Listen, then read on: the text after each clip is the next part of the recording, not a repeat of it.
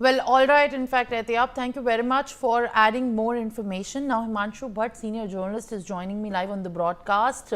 Sir, appreciate your presence on the broadcast. Now, it's a distasteful comment. Of course, this is drawing sharp criticism from across the corners of bureaucracy, political spectrum, and even, in fact, from the army. But at the same time, if we look at how responsible comments should be made, as these are very fine and sensitive lines, when we in fact have the constitution of our country bestowing the rights and the duties of so many communities from the caste and restoring the peace on everyone's behalf. This is a responsibility of an elected member of in fact of the Legislative Assembly to act as per the kind of responsibility that has been bestowed by constitution. But unfortunately, this kind of comment has come, and of course this has been at this point of time when Colonel Sofia Qureshi has been garnering appreciation for her hard work, her commanding demeanor, and also the kind of level with which she has excelled in her ranks.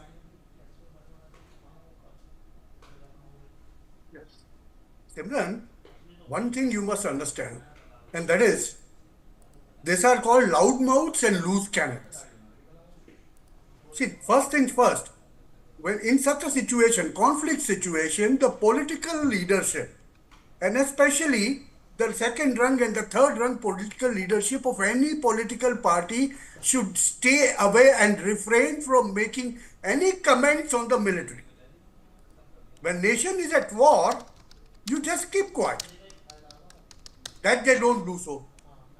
And when you have such loose mouths, and loose cannons, that can fire and then they realize that what they have done.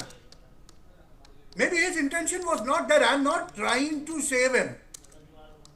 All I'm trying to tell you is, these political leaders seem to take things for granted. That moment they get a mic, they start blabbering and talking. And at times, they think they have spoken the correct thing, but which is not the case. That hurts so many feelings. So that's why rule number one is, they should refrain and stay away from such comments on any military things. Be it operation, be it personnel, be it anyone. Which they are not able to do. Those who are not able to do should be punished. The party, that political party should punish.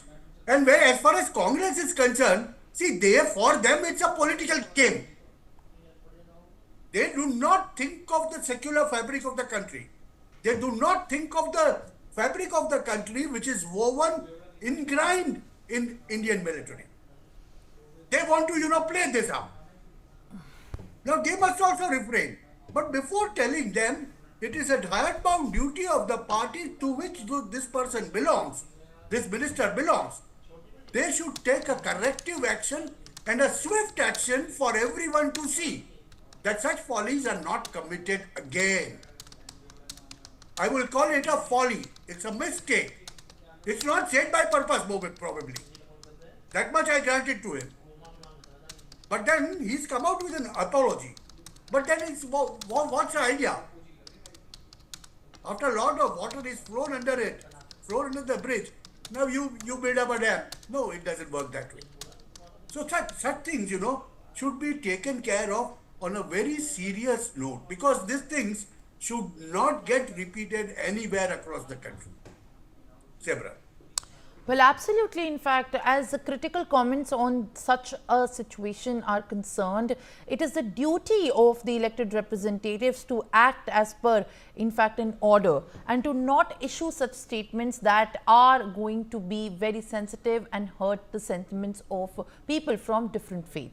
Now, despite facing the boycott calls by Indians for openly backing Pakistan during the Operation Sindoor, Turkish President Recep Tayyip Erdogan has reiterated